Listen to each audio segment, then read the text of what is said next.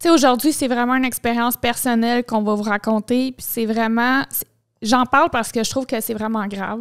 Puis les choses que je me suis fait dire, si j'avais pas été allumée, si j'avais pas été quelqu'un de l'automobile, si j'avais pas eu un passé où j'ai déjà eu affaire à travailler souvent avec la SAC, avec sa clique, quand j'ai été FNI et tout ça, j'aurais pu avoir des gros problèmes.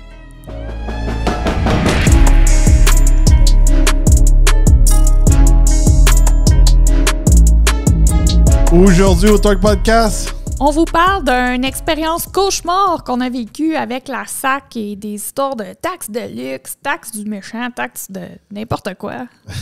oui, j'en ai parlé dans un des épisodes précédents. Je dis j'aurais aimé ça qu'Eve soit avec moi pour faire l'épisode. Puis là, Eve est occupée avec la SAC. On part tout de suite dans le sujet, Eve. Combien de temps t'as passé à la SAC dernièrement? Au téléphone. OK. Là, premièrement, je veux juste préciser, parce qu'il y en a qui vont dire « Ouais, mais si tu vas en personne, c'est moins long. » Non. Le problème que j'avais eu, il n'était pas capable de le régler en personne, il fallait que j'appelle. Exact. La dernière journée que j'ai été au téléphone avec la SAC, j'ai passé 5h30 au téléphone. Ouais, non-stop. Tu avais été au téléphone avec eux autres la journée d'avant. La veille aussi, puis écoute, je vais résumer notre histoire pour faire une histoire. Non, on part tout de suite. Combien d'heures t'as passé au téléphone avec la SAC? Écoute, j'ai passé en tout, là, avec la première fois que le problème a commencé, je pense que j'ai passé 12 heures au téléphone. En tout. 12 heures. Pour un problème. OK, on va avec ça. Là, on va savoir c'est quoi ton fameux problème. Moi, juste une parenthèse, là. Avant qu'on tombe dans ton problème qui est arrivé. Qui a le temps de passer 12 heures au téléphone?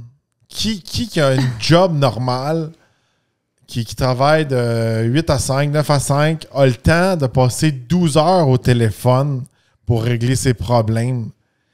C'est quoi? Faut que tu prennes un congé pour régler un problème. Tu payes de l'argent pour peut-être pas te faire trop arnaquer, pour pas trop te faire voler de l'argent de l'autre côté. C'est comme... La majorité des gens, comment ils font? Toi, OK, on a instauré une certaine flexibilité, nous, dans notre job ici à partir de la maison. Même quand même, là, t'as manqué presque 2 jours de travail avec moi. Quand même, tu étais capable de faire des choses, mais tu sais, pas faire un podcast, puis pas, non. Je pourrais dire que tu étais au téléphone, puis tu étais en stand-by. Oui, peut-être que tu es capable de faire des tâches ménagères, là, mais c'est assez limité quand même. Là. Moi, l'affaire qu'il y a que j'ai trouvé grave, puis tu sais, aujourd'hui, c'est vraiment une expérience personnelle qu'on va vous raconter, puis c'est vraiment... J'en parle parce que je trouve que c'est vraiment grave. Puis les choses que je me suis fait dire... Si j'avais pas été allumée, si j'avais pas été quelqu'un de l'automobile, si j'avais pas eu un passé où j'ai déjà eu affaire à travailler souvent avec la SAC, avec sa clique, quand j'ai été FNI et tout ça, j'aurais pu avoir des gros problèmes. On aurait eu des gros problèmes. Oh, t'es pas monsieur tout le monde. T'es une ancienne FNI. C'est ce qui m'est arrivé. C'est des choses que tu faisais tous les jours au travail auparavant. Là. Ouais. Aller chercher les licences, ces choses-là, puis tu sais, comme un peu... Immatriculer les véhicules, etc. Fait que ça, t'es extrêmement... Je pourrais dire beaucoup d'expérience là-dedans. Je veux dire, je sais comment ça fonctionne. Là. Mais ce qui m'est arrivé, si ça arrive à monsieur, madame, tout le monde, écoutez, si ça vous est arrivé une histoire similaire, partagez notre vidéo, dites-le en commentaire. Mais là, je vais commencer mon histoire, OK? 9 avril, il y a un petit bout de ça, je reçois une lettre qui dit qu'on doit payer des immatriculations sur notre véhicule avec la plaque Torque, T-O-R-Q. Là, juste pour vous remettre en contexte, cette plaque-là était sur notre GMC Yukon Denali qui a été volée en juillet 2023. Depuis ce temps-là, on a racheté le Ram TRX. On est allé sur place faire immatriculer le véhicule, tout ça. On a réglé les histoires de transactions à la SAC. Là, je reçois une lettre comme quoi, non, vous devez payer 216 $ sur la plaque Torque. Là, moi, j'appelle, je suis comme, on s'est fait voler cette immatriculation-là. Là, ils ne comprennent pas pourquoi c'est arrivé. Mais là, finalement, c'est un frais que, supposément, la dame a oublié de me charger quand elle a fait l'immatriculation du RAM, etc., etc. Puis, faire une parenthèse, là, c'est une plaque qu'on savait qu'elle était volée, puis on leur avait dit. Bon, même là, quand on avait été en personne, on avait demandé de revoir la plaque. Les madames, ils ne savaient pas si on pouvait la revoir. Ils ont appelé partout. Personne ne leur donnait des réponses. On ne sait pas ce qui se passe avec la plaque. Elle est disparue. On peut-tu la revoir? Qu'est-ce qui se passe? En gros, on n'a jamais eu de réponse. Bien, 6 mois plus tard, comme là, j'ai finalement pu, dans le processus que j'étais, avoir une réponse. Non, on ne peut pas la revoir. Mais ce que je comprenais pas, j'ai dit là, tu veux que je paie une partie d'une plaque qui a été volée. Là, moi, ce que j'avais pas compris, c'est que fallait payer des frais sur une plaque qui avait été volée, qui était même plus à notre nom, qui a été transférée. Là, on s'ostine tout ça. Là, il m'explique que c'est un frais qu'avant que le véhicule s'est fait voler, comme les 2 mois, mettons, d'utilisation, que je sais pas pourquoi il n'avait pas envoyé les immatriculations. Je suis comme, OK, pas de trouble. Finalement, je paye ça. Là, c'est là que la vraie histoire commence. Le monsieur me dit, écoute, je vois que ton immatriculation sur ton véhicule, elle s'en vient. J'aimerais que tu la payes tout de suite. Là, le gars me demande, le gars me dit, tes immatriculations sur ton RAM vont être dues. Si tu veux, j'aimerais que tu les payes tout de suite. Là, je dis, OK, mais sont dues seulement dans 2 mois. J'ai même pas reçu mon avis d'immatriculation. Là, le monsieur, ouais, mais non, paye tout de suite. Puis très insistant, s'ostine avec moi. Là, finit en me disant, si tu payes pas, ça se peut que le 200 $ que tu viens de payer se retrouve sur ta prochaine facture d'immatriculation. Alors, paye-moi tout de suite. Là, je suis comme, vous voulez que je vous paye? J'ai pas d'avis d'immatriculation. J'ai pas de facture détaillée, l'avis détaillé de ce que je paye. Et vous me réclamez 1000 quelque chose. Je suis comme, ça marche pas, puis je refuse de payer. Là, après avoir été très insistant, j'ai dit non, puis c'est non, puis je me suis choquée. Finalement, ça l'arrête là. Là, on avance au mois de mai. Moi, je sais qu'on reçoit nos immatriculations en mai parce que je check nos affaires. Tu comprends? On reçoit rien. On reçoit rien par la poste. Là, je vais dans mon dossier, ça clique. Je reçois rien. Je suis comme, là, c'est vraiment bizarre. J'appelle à la SAC. Première fois que j'appelle et qui a duré un autre 5 heures. On me dit que on comprend pas pourquoi, c'est comme une erreur, mais oui, nos plaques seraient dues. Puis là, je suis comme, écoutez, madame, je reçois rien, vous me donnez rien. Qu'est-ce qui arrive si moi, je suis dans l'une, puis j'attends, je reçois pas de matriculation et on se promène avec notre camion? Mais là, ce qui arrive, c'est que on se fait remorquer. Notre véhicule est en fourrière pour 30 jours. On a une amende de 1000 $ et on doit payer 30 jours de fourrière. Je suis comme là, vous vous rendez compte que c'est moi qui vous appelle pour payer des plaques que vous ne m'envoyez pas. Je veux recevoir mes immatriculations. La dame me dit, OK, ça va être tel montant. Et là, elle me dit 1000 quelque chose encore. Là, vous pouvez payer. Puis là, elle me donne un numéro d'avis. Je suis comme, parfait, mais je veux l'avis détaillé. Je suis comme, comment ça coûte genre 1200, 1200 quelque chose? Parce que là, moi, j'ai toujours eu des V8 6.2. Ça fait plusieurs années que j'ai le même type de moteur. Oui. En gros, souvent, les immatriculations, ça marche comme ça. J'avais mon Raptor qui était un 6.2. J'avais le Sierra T4 qui était un 6.2. Les deux, c'était des pick-up. Après ça, on a eu Yukon qui était un 6.2. Lui, il y avait différentes taxes parce qu'il n'était pas considéré pick-up. Là, on a un pick-up avec un 6.2 encore. Tu sais, ça coûtait tant, je sais pas, 400 à 700 piastres peut-être à la fin avec le Yukon. Mais là, c'est comme doublé. Là, c'est comme... Mais là, ils taxent encore pour... Ils vont-tu nous chercher pour le Yukon puis le TRX pour que ça coûte 1200 $? Oui. Là, c'est là que je dis à Eve, je dis, mais là, ça nous prend le papier, savoir pourquoi qu'on paye aussi cher que ça. C'est pas ça, là. Moi je suis comme, je veux le document détaillé. On veut pas me le donner. On veut paye tout de suite. On veut pas me donner mon document détaillé de ce que je paye. J'ai dit, ça fonctionne pas.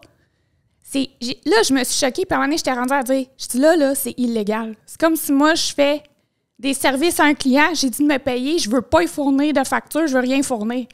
Et là, tu charges extra. Oui, puis là, c'est ton client t'a tué de payer 500$, puis là, tu y charges plus que le double. Oui. Puis tu veux pas y expliquer le pourquoi, puis tu y donnes pas de facture. Là, la dame, là, était très insistante. J'ai dit, je veux que vous... Puis la façon qu'elle me disait, c'est comme, prends une feuille et un crayon, note les numéros que je te dis, va dans ton institution financière, rentre ces numéros-là, c'est ton numéro d'avis, puis paye. J'ai dit, je paye rien tant que j'ai pas de document. Et c'est là qu'on me dit, on va te transférer au service finance parce que là, tout le monde était bloqué, puis moi, j'étais extrêmement boquée, puis une maudite chance que j'ai été boquée. Et là, la dame me dit, il va falloir que tu rappelles demain parce que faut que tu appelles avant 3h30. Je suis comme, il est 3h32. Elle dit, mais c'est ça, le monde sont partis. Et là, moi, je suis sans connaissance. Parenthèse, là, je sais pas si vous faites partie des types d'employés qui travaillent de 10 à 3h30, puis qu'il y a 2 heures de lunch, là, comme les banques. Là. Mais, regardez, moi, je viens d'un autre monde, OK? J'ai passé plus de temps en Ontario, plus de temps aux États-Unis. C'est une mentalité un petit peu moins à la française. T'sais, en français, en France, c'est vraiment comme oh, là, 40 heures, c'est trop, là, ça nous prend des congés, des payés, puis ça. Puis quand j'étais en Ontario, c'est encore plus comme pas de congés payés, puis aux États-Unis, c'est comme tu travailles jour et nuit. Je suis habitué, moi, avec du monde qui travaille des heures normales, de 8 à 5, là. Mais moi, aux États-Unis, il y a bien des business, c'était comme 24 heures. Ouais. Moi, du monde qui arrête de travailler à 3 heures, là. Quand ça prend comme 3 heures avant de te répondre au téléphone. Tu sais, l'affaire qu'il y a, c'est que c'est pas moi qui appelle en retard. J'étais en attente pendant 1000 ans. Je me suis ostinée 1000 ans avant que la fille me dise « mais finalement... » Puis là, c'est dis rien de négatif, lève pas le ton. Ils te le disent dans le message d'attente. Oui, flatte-moi, sinon je te raccroche au nez puis tu recommences au bout de la ligne. C'est pour ça que moi, j'appelle pas. Non, c'est pour ça que c'est moi qui gère ça.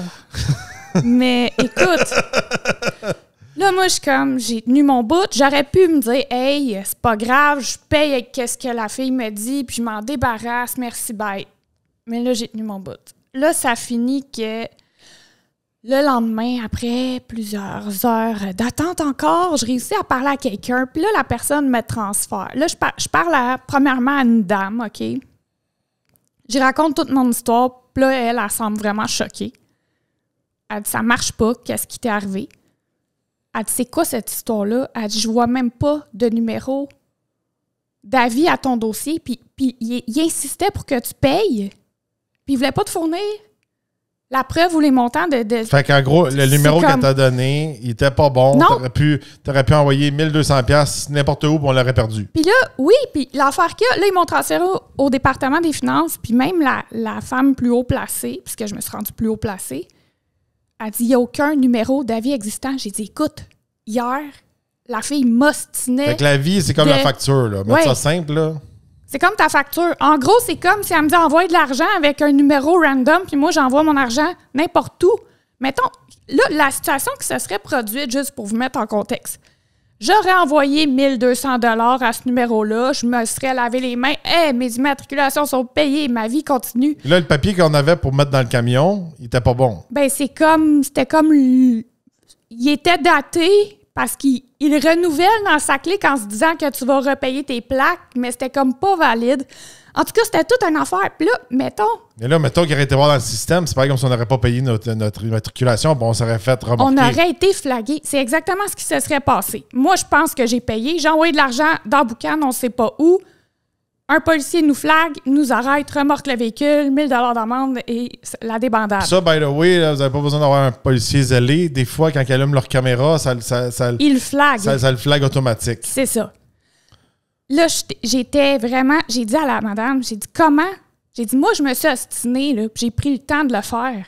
Mais le 3/4 de monsieur, madame, tout le monde font confiance au système, ils l'auraient fait. C'est quoi ça? C'est des choses que ça doit pas se reproduire. En tout cas, ils ont pris les noms, les heures à qui j'ai parlé. Ça a été le bordel. Même à un moment donné, il y en a une qui te dit c'est pas grave si tu te fais arrêter, t'as rien qu'à contester ça avec ton avocat. Tu peux aller contester avec ton avocat. Ben oui, non, hey, j'ai parlé à n'importe qui dans le domaine. Tu sais, mon père faisait du remorquage. Mon père m'a ri en face, il dit ça se conteste pas. J'en connais, non, mais tu sais, quel genre d'affaire? Mais c'est pas mon problème. Si t'arrives de quoi, dépense tout ton argent, perds tout ton temps avec ton avocat, puis by the way, moi, mon chiffre est fini, je finis à 3h. Mais c'est un peu ça. Moi, je pense que c'est eux autres, là. Tu sais, des fois, on est comme... Tu sais, la fin de semaine ou pendant la semaine plus, là du monde font des activités fuck out, là, puis t'es comme... ils font quoi comme job, eux autres? Puis aussi qu'ils apprennent tout l'argent. C'est du monde qui travaille au gouvernement. Peut-être, je le sais pas, il rit.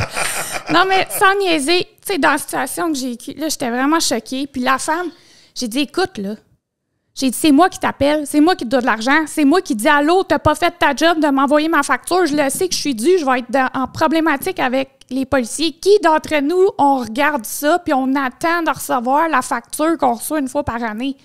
On aurait pu l'oublier facilement. Comment d'entre vous, là, qui l'aurait oublié, là? Là, oubliez pas, on n'a pas reçu aucune lettre. C'est Eve qui est à son affaire et qui a appelé là-bas. C'est Eve qui courait après le monde pour leur donner de l'argent. Oui. C'est pas eux autres qui nous courent après pour on les paye.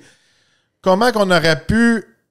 Ça aurait pu nous coûter, cette situation-là, si on continuait à rouler le véhicule. Puis à part de ça, on a cloué notre véhicule, je pourrais dire, dans notre cour. Puis on avait la chance d'avoir des véhicules de presse, là, puis ces choses-là.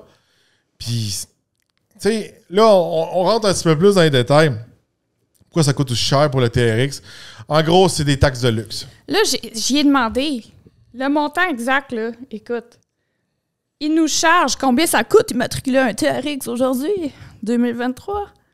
Ça coûte 1204,32. Tu as les frais normaux et tu as le cylindrée supplémentaire de 331 $. Et tu as le taxe de luxe de 663 $. Fait il est là, le fameux 700$ qui vient d'apparaître du jour au lendemain. Ouais. Tu sais, nous autres, on a payé une taxe de luxe à l'achat parce que ça dépassait les 100 000 Oui. Puis là, les taxes de luxe, l'autre taxe de luxe qui charge à la taxe, là, je connais pas tout ça, là, mais je sais, je les paye, là. C'est ça. Ça s'applique à tout véhicule au-dessus de 40 000 $. Hey, allô, toutes les chars sont en haut de 40 000 $. Ouais. C'est pas du luxe, là, c'est de la normalité. J'ai dit, je veux que tu m'expliques comment ça fonctionne. Puis là, j'ai réussi à avoir mon papier détaillé avec mon vrai numéro d'avis qui était aucunement le numéro que mademoiselle avant m'avait donné. Comment ça marche quand tu achètes un véhicule de 100 000 et plus, tu payes une taxe sur le véhicule à l'achat. Tu paies des taxes de luxe sur les immatriculations. Les taxes de luxe sur les immatriculations sont payables chaque année, puis il se fie à la valeur du véhicule dans le Black Book. Ils ont des paliers de prix avec le Black Book pour dire combien ça payer de taxes supplémentaires. Mais tu sais, auparavant, quand on avait eu Yukon, on avait eu des taxes de plus qu'on n'avait pas ces pick-up. Mais là, je pensais qu'en achetant le TRX, on venait économiser ces taxes-là qu'on n'avait pas. Ben parce que c'était un pick-up. Maintenant, non. Maintenant, on les paye. Je suis mélangé. En gros, tu payes des taxes. En tout cas, ils en mettent des taxes, Ils veulent tellement, là vous allez dire, t'as un TRX, t'as en masse d'argent pour le payer, tu le quittes. Non, c'est pas ça l'affaire. Là. C'est que toutes les bébelles le fun, là, toutes les autos passionnés, les motos, toutes les affaires, sont en train de taxer ça à mort pour nous égorger. Non, je veux pas que tu t'aies du fun. Non, je veux pas que tu ailles ça. Tu es obligé d'acheter le char plate que je peux te suivre puis savoir où est-ce que tu es assis tout le temps. Ils veulent nous forcer à vraiment aller dans une direction. Puis arrêtez-moi les affaires d'environnement. C'est de la grosse bullshit. Ils sont capables de faire des V8 qui vont être moins...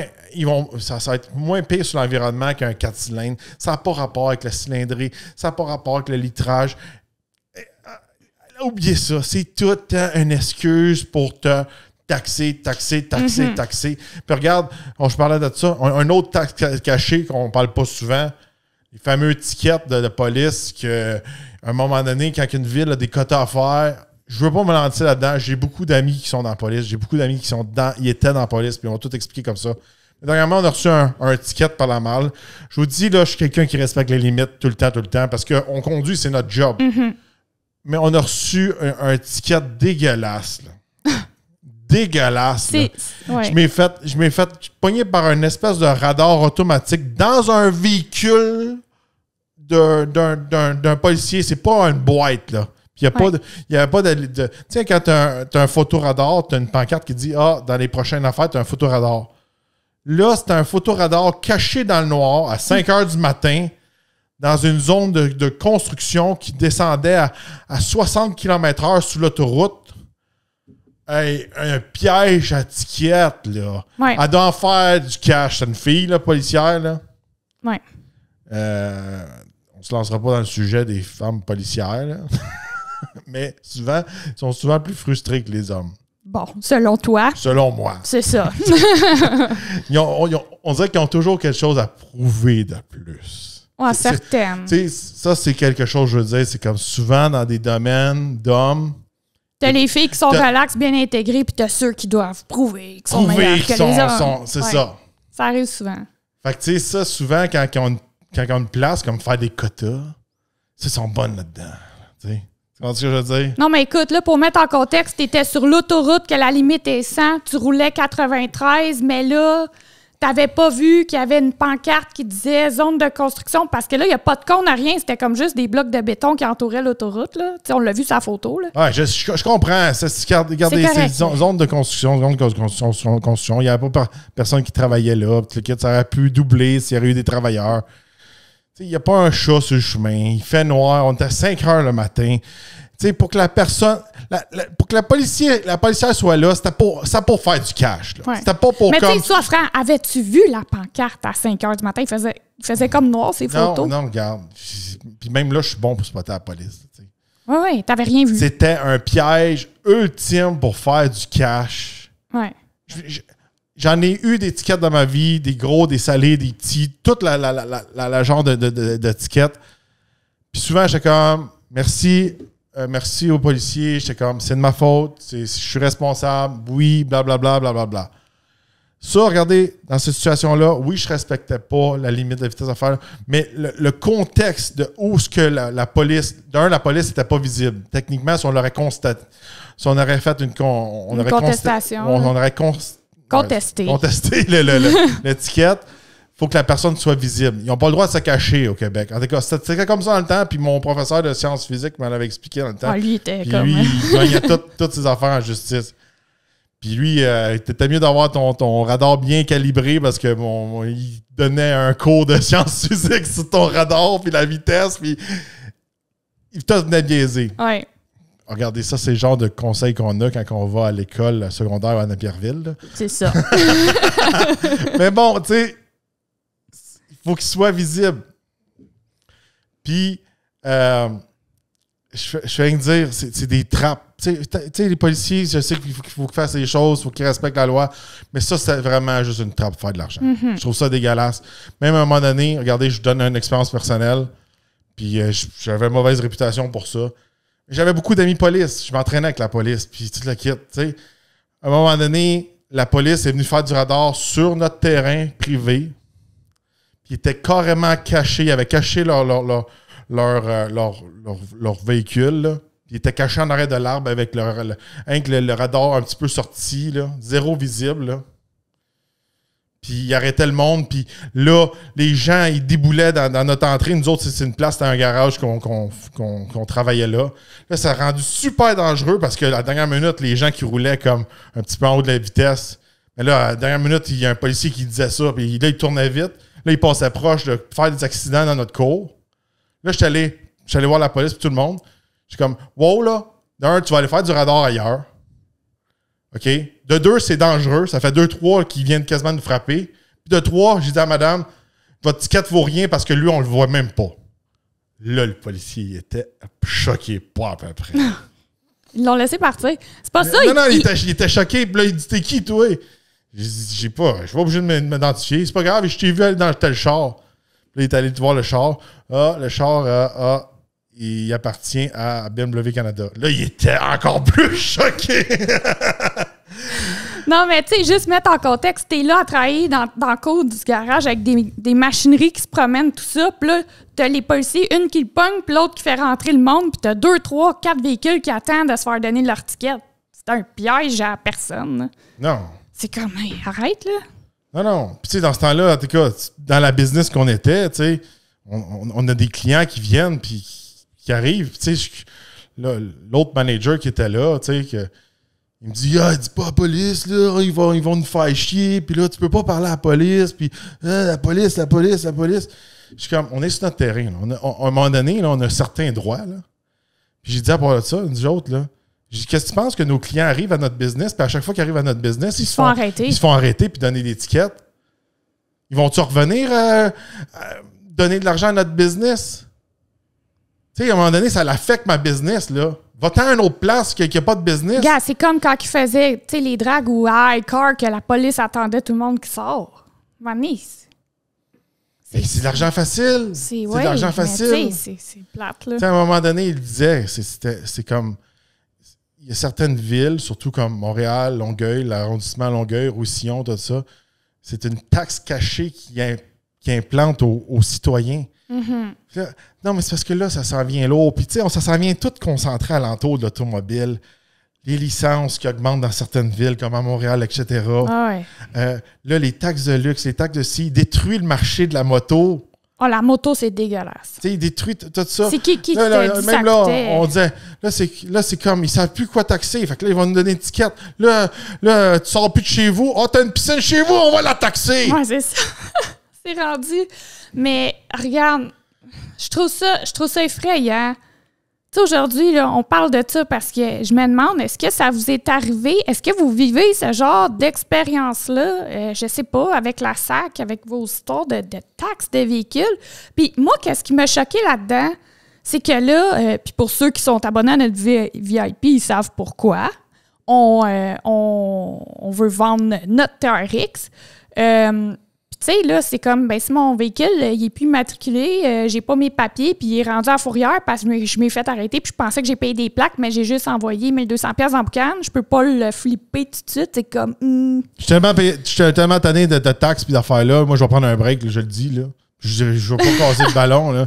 Quand le TRX va être parti, on ne s'ajoutera rien de spécial. On attend. Je pense qu'on est tellement off de ce temps-ci qu'on va s'acheter un vieux char là, pour essayer de sortir un peu de leur système, là, de venir nous chercher, venir nous sucer. Là. On est comme, je le dis encore, on est comme dans la matrice. Là. On est plugués puis ils viennent nous sucer de partout. Là. On est des batteries à cash pour eux autres. Là. Moi, je suis tanné. Je suis comme... Ah, les gars, c'est... Dans le temps, là, quand les États-Unis là, ils se sont révoltés contre l'Angleterre, ils n'étaient pas autant taxés que nous autres, puis il y a eu tout un combat. Allez, gars, dites-nous dans les commentaires qu'est-ce que vous pensez de cette situation-là, la SAC, tout ça, ça tue de l'allure pour vous autres, êtes-vous tannés de toutes les taxes? Ou c'est normal, là, il faut être taxé, puis j'aime ça, moi, donner tout mon argent au gouvernement. Dites-nous là dans les commentaires. Dites-nous, c'est ça, si ça vous est arrivé, écrivez-nous. N'oubliez pas de liker et partager l'épisode, et on se retrouve dans un prochain podcast.